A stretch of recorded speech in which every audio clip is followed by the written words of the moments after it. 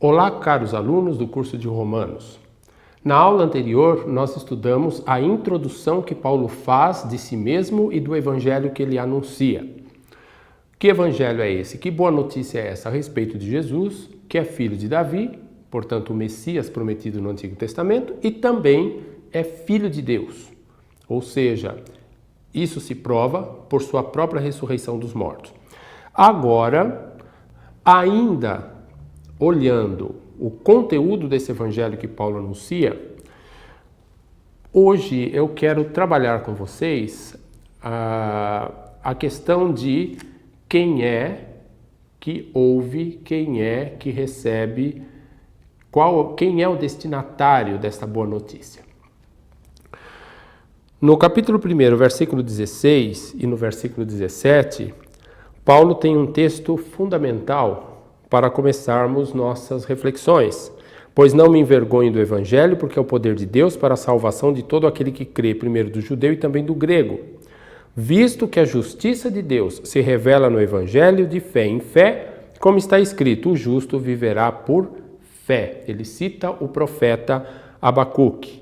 Veja que o evangelho, a boa notícia de Deus, sobre a qual ele já escrevera na sua introdução, é poder de Deus. Não é teoria, é poder, é eficácia. É poder para a salvação de todo o que crê. Todo aquele que crê, na verdade, nós temos aqui um particípio no grego. Isto significa, é todo crente. Todo aquele que caracteriza a sua vida constantemente, portanto, ontem, hoje e amanhã, na entrega, na confiança plena e total a essa mensagem sobre Jesus Cristo. E é aqui que eu quero fazer o gancho para o nosso assunto de hoje. Por quê? Quem é esse crente? Quem é esse que se entrega radicalmente e completamente à boa notícia de Jesus? A partir do no próprio capítulo 1, a partir do versículo 18, Paulo vai dizer quem são essas pessoas. No versículo 18, ele vai falar da ira de Deus que se revela contra a impiedade e perversão dos homens. Em todo o resto deste capítulo, o nosso apóstolo, ele estará mostrando que os pagãos, que aqueles que não são judeus e que não pertencem ao povo da aliança, eles estão sob a ira de Deus. A ira de Deus se revela sobre toda impiedade, toda a injustiça que os seres humanos praticam. Aí ele vai falar de uma série de coisas, né? Falar de idolatria, ele vai falar dos comportamentos tais como falar mal dos outros, caluniar os outros e assim adiante. Enfim, quando nós olhamos as características presentes nesse texto, nós percebemos que dificilmente escapa um. Bom, ele está mostrando como os pagãos, as pessoas fora do círculo, digamos assim, do povo escolhido, que seria Israel, como eles estão fora do caminho de Deus e como eles são objeto da ira divina. Objeto entre aspas. Na verdade, eles não são o objeto da ira divina. Nós perceberemos depois no andar da carruagem que eles são objeto do amor divino. Porém, no capítulo 1, todos aqueles que não pertencem ao povo da aliança, a Israel, é o que Paulo está dizendo, né? Eles estão sob a ira.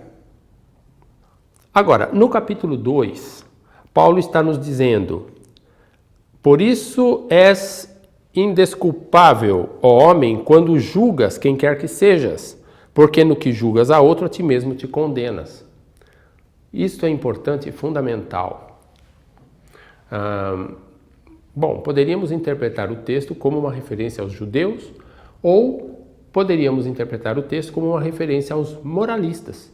Aquelas pessoas que em toda a sociedade se acham melhores que as outras por não seguirem determinados comportamentos. E isto as torna críticas das outras. É interessante que quando eu julgo o outro pelo que ele faz, eu digo eu não faço isso, isto não me isenta do fato de eu ser, em potencial, tão pecador e praticante das coisas erradas como aquele que eu julgo. Muitas vezes também porque não é apenas em potencial. Muitas vezes porque ao julgar o outro e me mostrar isento ou limpo ou puro, na verdade eu estou usando uma máscara com a qual eu estou escondendo quem realmente eu sou. Esse texto é fundamental. Aqueles que apontam o dedo, muitas vezes o fazem, mas porque se escondem atrás de uma máscara em sua essência. Em seu ser íntimo, são tão iguais quanto aqueles que condenam. É isso que Paulo está dizendo no capítulo 2.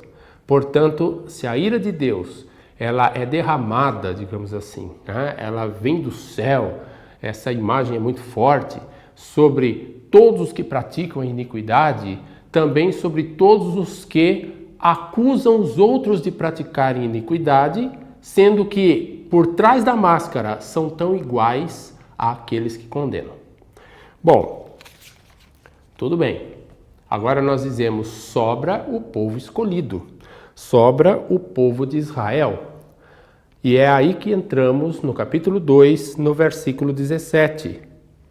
No capítulo 2, 17, o texto, o apóstolo nos diz: se porém tu, que tens por sobrenome judeu e repousas na lei, e te glorias em Deus, que conheces a sua vontade e aprovas as coisas excelentes, sendo instruído na lei, que estás persuadido de que és guia dos cegos, luz dos que se encontram em trevas, instrutor de ignorantes, mestre de crianças, tendo na lei a forma da sabedoria e da verdade, tu, pois, que ensinas a outra e não te ensinas a ti mesmo?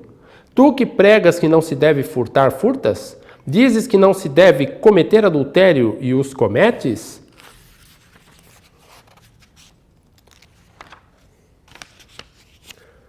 Abominas os ídolos e lhes rouba os templos?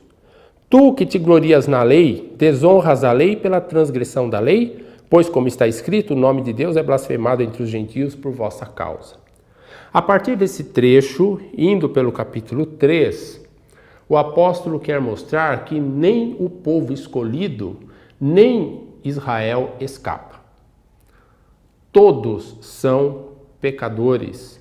E se nós usarmos a metáfora de um Deus irado, nós podemos dizer que Deus está irado com todo mundo.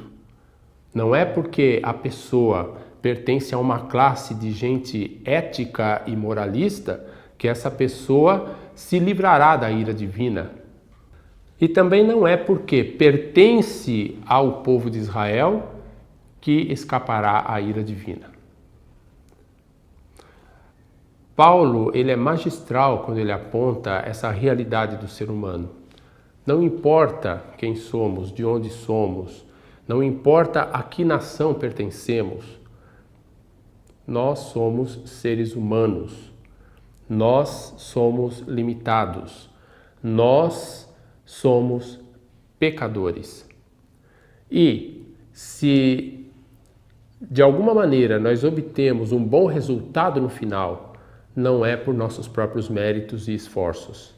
Aí nós iremos mostrar posteriormente, é por graça de Deus. Por isso, no capítulo 3, no versículo 9, Paulo encerra esta primeira parte em que ele aponta quem são os tais crentes, que são salvos por meio da boa notícia do Evangelho. Paulo diz assim, ao encerrar a sessão: que se conclui? Temos nós qualquer vantagem? Não, de forma nenhuma, pois já temos demonstrado que todos, tanto judeus como gregos, estão debaixo do pecado, como está escrito, não há justo nenhum sequer. A metáfora da ira de Deus, ela é significativa e ela é relevante, porque ela aponta para a realidade humana. Não existe um que seja santo, puro, imaculado. Todos somos pecadores. Mas a boa notícia do Evangelho, ela não vem simplesmente para dizer que há um Deus irado sobre nossas cabeças. Esta imagem, ela agora tem que ser, digamos, ela é ressignificada no próprio Paulo pelo anúncio do Evangelho. Por quê? Porque o Deus do Evangelho, ele é o Deus irado, sim, mas é o Deus cuja ira agora é aplacada por meio da sua própria justiça. Isto se chama graça de Deus. Se o Evangelho, portanto, é o poder para a salvação, é para a salvação dessa gente que está sob a ira de Deus. A boa notícia que vem de Deus, a boa notícia anunciada pelo apóstolo Paulo, é que esse Deus irado com o pecado, irado com os pecadores, é o Deus que os ama profundamente. E de tal maneira que agora eles mesmos, sejam eles judeus, não judeus, que estão debaixo da ira de Deus, eles mesmos, ao entregarem-se a esta boa notícia de Jesus Cristo, ao confiarem plenamente no amor que Deus revela em Jesus Cristo, eles agora são salvos. E mais adiante nós discorreremos a respeito desta boa notícia da graça e da justiça de Deus. Eu quero só salientar o seguinte: quando Paulo fala da ira de Deus que cai sobre todos os seres humanos e assim adiante, Paulo não está, me parece, pontuando a ira, o castigo e a perdição eterna. Na minha opinião, ele está preparando, um tanto até retoricamente, né? Ele está preparando o terreno, mostrando qual é a nossa realidade, para mostrar quão profunda é a graça de Deus que alcança todos nós, sejamos judeus ou gentios. Então, a ênfase não está tanto na ira de Deus.